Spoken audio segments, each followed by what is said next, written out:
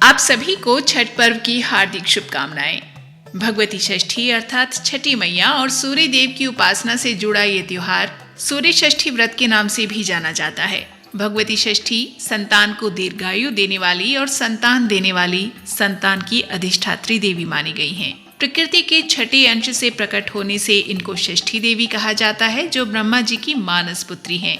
भगवती षष्ठी अर्थात छठ मैया बच्चों का भरण पोषण और रक्षा करने वाली देवी हैं।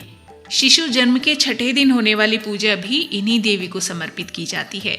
सूर्य षष्ठी के इस पावन त्योहार पर षष्ठी तिथि में शाम को ढलते सूर्य को प्रणाम कर उन्हें अर्घ्य दिया जाता है और सप्तमी तिथि को सुबह सवेरे उगते सूर्य को अर्घ्य देकर ये व्रत पूर्ण होता है। इस बार साल 2023 में ये व्रत पड़ रहा है रविवार के दिन। इस तरह इसकी महत्ता और अधिक बढ़ जाती है। इस व्रत में भगवान सूर्य के तेज से शुभ आशीर्वाद के साथ ही ममता और वात्सल्य की देवी भगवती छठी मैया का भी आशीर्वाद प्राप्त होता है। दीपावली महापर्व पर जहां हमने अपने घरों की सफाई और साज सज्जा पर ध्यान दिया, वहीं छठ पर्व का ये त्योहार हमें पर्यावरण की सफाई और साज सज्जा की ओर लिए चलता है। अपने आसपास की नदियों, सरोवरों और तालाबों की साफ सफाई, श्रद्धा के साथ उनकी सजावट की तरफ हमारा ध्यान जाता है। हमें नदियों, तालाबों की महत्ता के बारे में समझाता है ये त्योहार।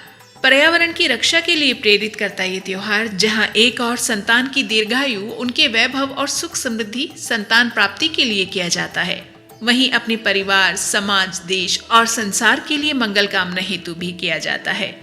नदी सरोवर की शुद्धि के बाद नदी के किनारे पर मिट्टी की बेदी बनाकर उस पर आटे से चौका पूरा जाता है।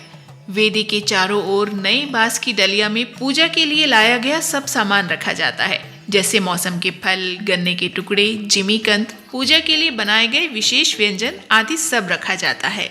सब महिलाएं मिलकर संतान की प्राप्ति, उनकी अच्छी सेहत, सुख समृद्धि और वैभव की प्राप्ति के लिए छठ मैया के मंगल गीत गाती हैं। और जब सूर्य अस्त होने वाले होते हैं तो सूर्य देव को प्रणाम करके अर्घ्य देकर सब दीप सरोवर या नदी में छोड़ दिए जाते हैं। रात भर नदी या सरोवर में खड़े होकर सूर्य देव के मंत्र और षष्ठी माता के मंत्र जपते हुए ये पूजा की जाती है। फिर उगते सूर्य को अर्घ्य देकर प्रणाम करके दीपदान के बाद घर के किसी बड़े के हाथ से पानी ग्रहण करके व्रत का समापन किया जाता है। संतान की प्राप्ति और उनकी दीर्घायु के लिए किया जाने वाला ये व्रत सबके लिए फलीभूत हो। हमारा परिवार, समाज, देश और संसार सब सुखी हो। इसी मंगल कामना के साथ एक बार फिर से आप सभी को छठ पर्व की हार्दिक शुभकामनाएं। श्रद्धा से अपने सभी व्रत त्योहार इसी तरह मनाते रहिए और दीप ज्योति YouTube चैनल के साथ इसी तरह जुड़े रहिए।